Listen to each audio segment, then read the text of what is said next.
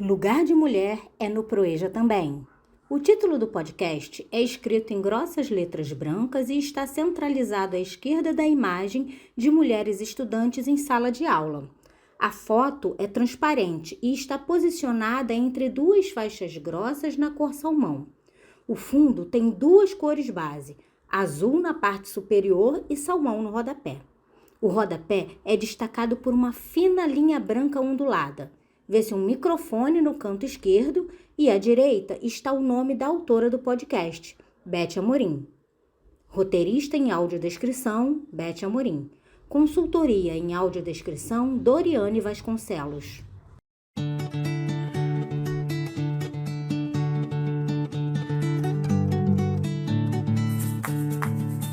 Olá, esse é o podcast Lugar de Mulher é no Proeja também. E eu sou Elizabeth Amorim, mestranda em Educação Profissional e Tecnológica pelo ProfEPT do Colégio Pedro II e apresentadora deste podcast que nasceu da minha pesquisa de mestrado sobre as mulheres que estudam ou estudaram no Proeja do Colégio Pedro II Campus Centro. Nossos encontros contarão com a participação muito especial de alguém que foi fundamental nesse processo de pesquisa. Mas vou deixar que ela mesma se apresente. Olá, eu sou Ana Carolina Rigoni, professora do Colégio Pedro II e orientei a Elizabeth nessa pesquisa de mestrado. Estarei aqui, junto com ela e com vocês neste podcast, para falarmos das questões mais importantes que apareceram ao longo dessa jornada. Obrigada, Ana. Mas o que é mesmo Proeja?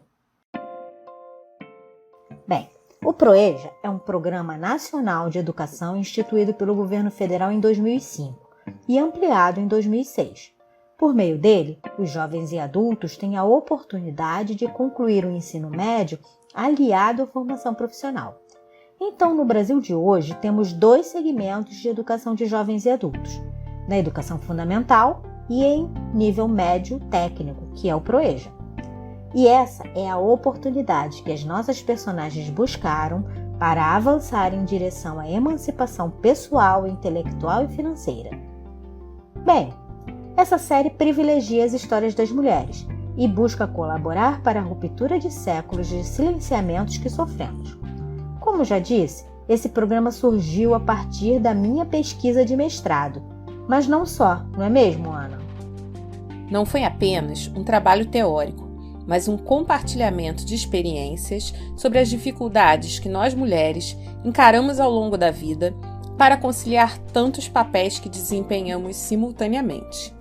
As estudantes entrevistadas trazem um pouquinho da história de todas nós, mulheres, trabalhadoras, donas de casa, mães e muito mais.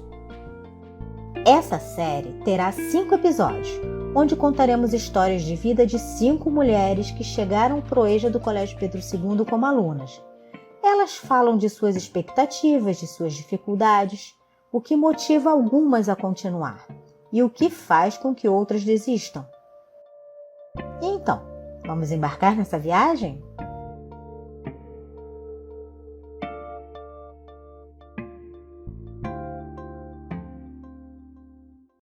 Neste episódio, acompanhamos as trajetórias de 3 das nossas personagens, a Simone, a Cleide e a Cirleia, num movimento de idas e vindas até chegarem à educação de jovens e adultos. Começamos com a Simone. Ela é aluna da primeira série do curso técnico em administração e nos conta sobre a sua trajetória escolar. A minha trajetória escolar até eu ingressar no Proeja foi há muitos anos atrás. Fiz todo o meu primário, antigo primário. Depois passei para o ginásio, antigo ginásio também, que era de 5ª à 8ª série, a 9ª série. E, assim, com muitos contratempos. Depois que eu ingressei na 5ª série, foi muito difícil, porque eu já tinha 14 anos, então minha família minha mãe tinha muitos filhos e era bem difícil, para todos, e eu também tive que começar a trabalhar para ajudar em casa. Então, começou a ficar muito cansativo. Eu trabalhava durante o dia e estudava à noite.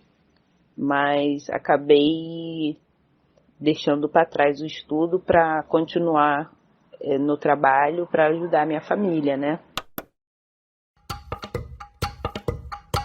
Acorda, mamãe, vem ver a pancada do pilão bater, a pancada do pilão bater. Acorda, mamãe, vem ver. A história da Simone é similar à de muitas outras mulheres que se veem obrigadas a parar de estudar para ajudar no sustento da família. Foi o que aconteceu com uma outra aluna da primeira série do curso Assistente em Administração, quando ela teve a sua primeira filha. Vamos escutar o que a Cleide tem a dizer? A minha trajetória escolar foi até os 19 anos, né? Porque tive que parar, né? Para poder ter a minha filha, né? Fiquei grávida, estudei só até os 3 meses, depois daí eu parei na 4ª série. E comecei e voltei agora, né? Aos 48 anos. Assim como a Cleide, muitas mulheres precisam fazer uma pausa para a maternidade. Elas acabam sem condições de conciliar a nova situação com os estudos. Além da gravidez, muitas vezes, as circunstâncias em que as famílias vivem, as dificuldades financeiras, a falta de estrutura e incentivo, o desamparo, são coisas que levam alunas e alunos do PROEJA a interromperem seus estudos. Ouçam um relato da Cirleia. Ela é ex-aluna do curso técnico em administração. Eu já não tinha mais a minha mãe. Onde ela trabalhava eu não queria continuar porque elas não queriam me deixar fazer o ensino médio, porque eu já não tinha necessidade, porque eu já sabia ler e escrever, quer dizer, eu sabia anotar um recado muito bem, e no qual não era interessante eu continuar meus estudos. Eu fiquei muito brava com isso, saí. Nesse meio tempo a minha mãe não parava em trabalho algum. Eu acabei ficando nessa casa. Em troca de eu estudar durante 8 anos, eu trabalhava. Então até os 18 anos eu trabalhei para ter a casa, comida e estudar. Trabalhava muito, às vezes acordava às 5 horas da manhã, lavava muita louça. Eu lembro que eu ia para a escola e quando eu saía mais cedo, eu nunca faltei aula. Eu não ia para casa, que era para poder ter um pouquinho de descanso. Então eu ficava na praça, conversando com amigos, ia ali no shopping da Gávea, ficava naquela Praça Santos Dumont. E às vezes, quando não tinha aula, quando eu fiquei um pouquinho mais velha, eu ia para casa das minhas amigas. E a gente ficava lá, às vezes fazia dever, às vezes fazia algum trabalho, conversando, nada demais. Para poder ter um tempo de descanso, porque eu trabalhava muito. Foi uma época que foi de muito sacrifício e esforço, porque eu aguentei muitas coisas para chegar até onde eu cheguei de escolaridade. Aí depois eu queria viver, né? Essa coisa do viver, essa coisa do trabalhar. Mas eu sempre pensei nos meus estudos. Eu acho que faltou auxílio, amparo, equilíbrio, base, né? Mas sempre pensei nos meus estudos. Tô na lida desde cedo e tem tanto o que fazer. O roçado tá crescendo já faz tempo e tem folha pra colher. Vou chamar as companheiras pro mutirão completar. Vieram de Alagoas, que é tão longe, com intenção de ajudar. Os relatos que vimos até agora refletem o que apontam outros estudos sobre o nosso tema. O que você pensa sobre isso, Ana Rigoni? Sim, Elizabeth. E também demonstram, na vida real, os dados levantados pelo IBGE através da Pesquisa Nacional por Amostra de Domicílios Contínua, a PNAD, que evidenciam um contingente enorme de brasileiros e brasileiras que não têm acesso ou são excluídos ao longo do processo de educação. Segundo uma pesquisa mais recente, feita em 2020, pouco mais de 82% dos jovens de 16 anos que estavam matriculados concluíram o ensino fundamental. E somente 69,4% dos jovens de 19 anos concluíram o ensino médio no Brasil. Se levarmos em consideração o acúmulo anual desse contingente de pessoas que ficam pelo caminho, chegamos à percepção de que todas elas são potenciais candidatas a ingressarem na educação de jovens e adultos e no PROEJA. Importante destacar que 5,4% da população brasileira com mais de 15 anos é analfabeta em números de 2020. Se usarmos o mesmo percentual sobre a população estimada para 2021, temos um exército de aproximadamente 11,5 milhões de pessoas que tiveram que interromper os estudos ou nunca nem tiveram a oportunidade de começar. É como se quase toda a população da cidade de São Paulo não soubesse ler ou escrever, ou, por algum motivo, tivesse abandonado a escola antes de concluir o ensino fundamental. Isso mesmo, Ana. E os números do Censo da Educação Básica 2020 mostram que o acesso está ainda mais difícil para essas pessoas. Em 2020, houve uma redução de 8,3% nas matrículas da educação de jovens e adultos em geral, chegando a um pouco mais de 3 milhões de matrículas. Já as matrículas do PROEJA aumentaram cerca de 1% no mesmo período, mas a taxa de desistências em 2020 é de mais de 57%, conforme informações do MEC e da plataforma Nilo Peçanha.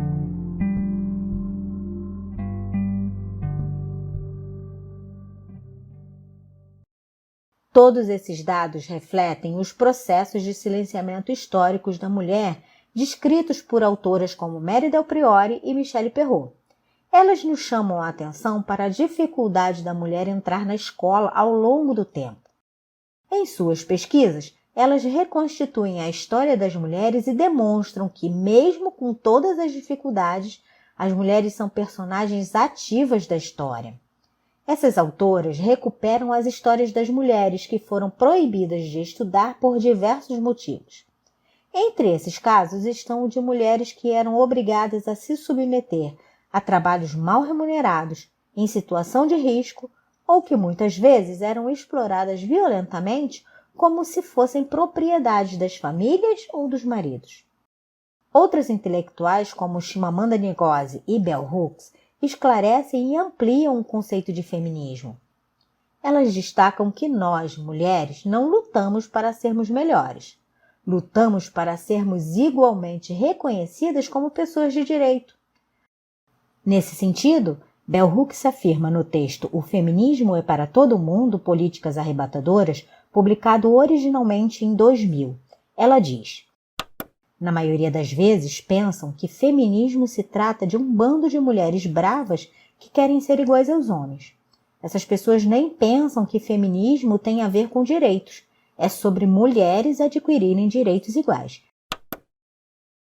Essas e outras autoras chamam a atenção para as construções sociais que aprisionam as mulheres em papéis fixos e, na maioria das vezes, subalternos. Como vimos nas falas da Cleide, da Cirlé e da Simone, nesse episódio, cumprimos jornadas duplas, triplas, múltiplas. Somos mulheres, mães, donas de casa, empregadas domésticas, enfermeiras, babás, professoras, administradoras, cabeleireiras, médicas, vendedoras e tantas outras funções que nos são impostas pela sociedade e pela vida, as quais nem sempre escolhemos. Temos que lutar pelo sustento das nossas famílias ao mesmo tempo que lutamos contra a violência de gênero e contra as injustiças sociais que assolam o povo brasileiro, mas que afetam as mulheres em maior grau.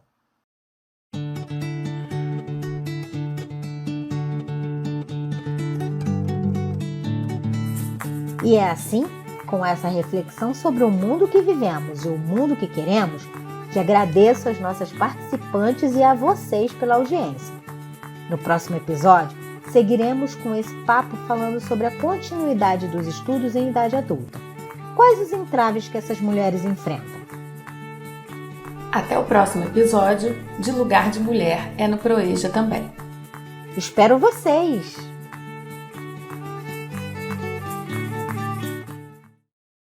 Episódio 1. Créditos. Roteiro e narração, Elizabeth Amorim. Revisão de roteiro, edição de som e vídeo, Bianca Souza. Tradução em Libras, Suelen Bordan. Participação especial, professora doutora Ana Carolina Rigoni Carmo. Trilha sonora, Sindolelê, Companhia Cabelo de Maria. Acorda Mamãe, Companhia Cabelo de Maria.